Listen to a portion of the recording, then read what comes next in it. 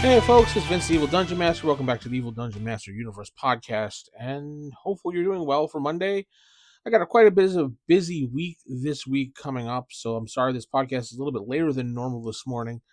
Getting ready for some procedure to be done on my back, so been kind of busy. Hopefully this will be able to, accommodate for the issues I'm having, but anyway, I know you're not here to talk about that. EvilDM.com is my website. Ask the DM at EvilDM.com is my email address.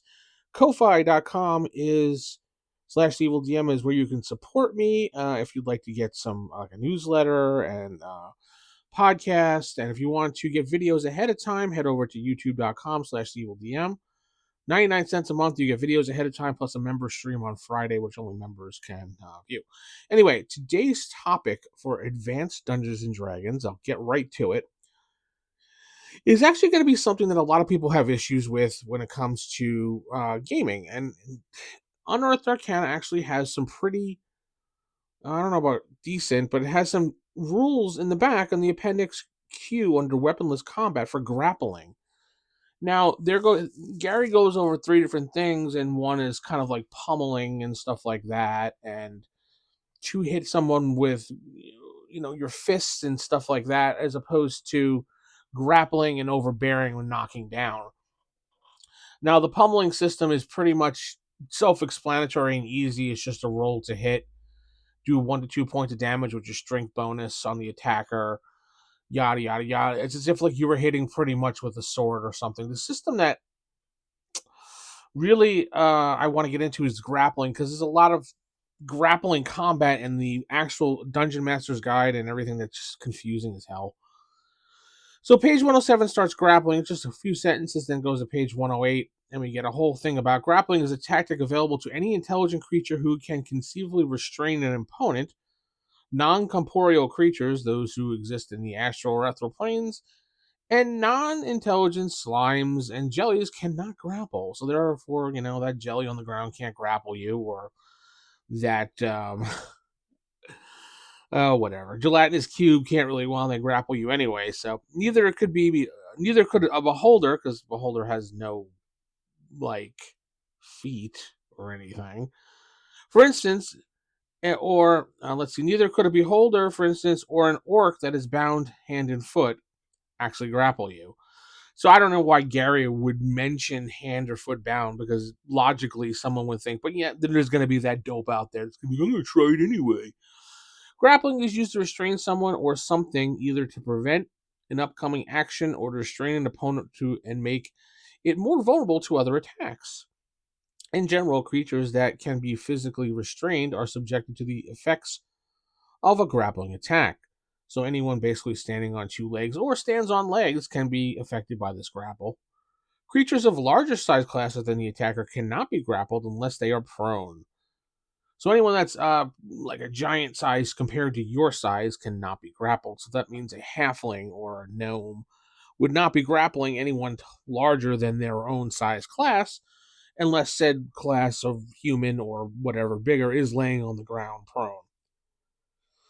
A grappling attack takes place as a normal attack in combat round with the penalty of -1 to the initiative roll. If the attacker takes any damage earlier in the round before a grappling attack was to take place, then the attempt at the grapple is ruined. Interesting. I didn't realize that line right there. So if you go second or third in the initiative order and you happen to be attacked, you're not grappling that round. Nice try. Come again. Grappling attacks are resolved as the following. Determine the defender's Determine the defender's effective armor class. Make a 2-hit roll. Pretty simple, isn't it? An opponent's armor class ignores shield and bonus gained by magical armor, since grappling attack is usually directed at the arms and legs as opposed to the regions protected by the thick armor. Bonuses for magical rings, protective ice bracers, and magical plate armor are considered, though it just said it wasn't. I guess it's considered depending on the type of the armor it is. Interesting that they said that twice. Anyway, successful grappling attack inflicts no damage. It does, however, prevent any further action in that round by the victim of the attack. A grapple target is -2 to hit opponents. and +2 to be hit in attacks in the same round that may follow a successful grappling attack. Any dexterity bonus of the grappled target is negated as long as the target is being held. So you would never get your adjustment there. A hold lasted until it was broken. The hold resulting from a successful grapple can be broken in a number of ways. The attacker releases it, obviously. The opponent attacks and inflicts damage on the attacker, and any such attacks at -2. The attacker in the grappling attack retains the benefits of magic and dexterity bonus that apply. Okay. The opponent makes a successful grappling attack in a round following the one in which he was grappled. Such as attacks are made at no penalty for the opponent's status, but the original attacker receives magical dexterity bonus to his or her armor class, as well as a bonus to the armor class equal to the character's bonus to hit due to superior strength. A character with 17 strength has an effective armor class one step better than usual for this determination. Successful grappling counter by the opponent will free the opponent but inflict no damage upon the attacker. So you have to beat out them, and the only way you can get out of it is successfully over grapple their grapple to get yourself out. The opponent makes a successful bend bars roll. That's an interesting one I would never have thought of, but that would work actually. So you have a bend bars percentage, and if you make that as opposed to your attack, you can get out of the grapple. Now, chances are your percentage is really small, but hey, if you want to do it. If the opponent is a thief acrobat, the thief acrobat may tumble out of the hold using his or her evasion percentage as a chance to escape. Interesting that they gave the thief acrobat an actual bonus for their class for evasion for this particular situation based on no one actually playing this class.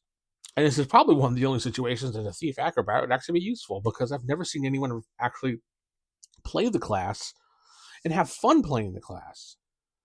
Now, I've had one player out of all the years that actually played a thief acrobat in one of my games, only because we were playing a higher level game, and he really wanted to play the class because he's never played the class ever, because it's so hard to qualify for, especially when you're going up and trying to become something different like along the way. So your best bet is to pick it when the DM gives you a chance to play it. A character that is grappled may be used as a large, soft object in a pummeling attack, which is talking about hitting above.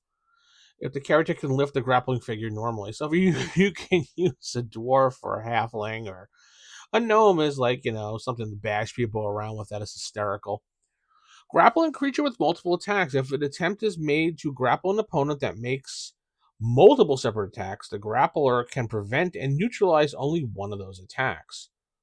A human fighter grappling a giant scorpion, medium-sized creature, could prevent attacks with either of the creature's claws or the sting. The other claws or sting are not affected by the grapple attempts. A creature that may make multiple attacks with the same weapon, like high-level cavalier, can be neutralized by a single grappling attack. Interesting. Multiple grappling attacks. If multiple creatures of the similar characteristics and abilities, such as a group of goblins, attempt to grapple, the attack is resolved in a single die roll with a +2 bonus to hit for each member of the attacking group beyond the first. The maximum number of creatures that can attack by grappling is determined by the size of the target and of the grappler. If the defender is a small size, it can be grappled by as many as 3 small size attackers, 1 or 2 of medium size, and 1 of large size. If it is a medium or man size, it can be grappled by as many as 3 medium sized attackers, or 1 or 2 sizes of large. If the defender is large, it can be grappled by as many as 3 large sized attackers, but nothing below it. Any prone figure may be grappled as many as 8 size small creatures, 6 size man-sized creatures, or 4 size large creatures. And that is basically grappling when it comes to a grappling attack. I think it actually is a little easier than what was written originally. I've never had a problem with grappling attack because I kind of over the years just used what eventually came out in 3rd edition, which I didn't think about, but I was just doing a roll versus roll, adding strength bonus if you have a strength bonus, and using like armor class and stuff like that for determination. The higher roll obviously would win. So I just kind of used 3rd edition rules before they even made 3rd edition rules, which is kind of funny that I thought about that, and then they thought about it for 3rd edition. I'm not saying they went, ha ha, we're taking your thing, Vince. No, it's just coincidence that I happened to do something as easy as they did it. But that's grappling rules in itself, and that should give you an idea of maybe how to do grapples a little bit easier in your game.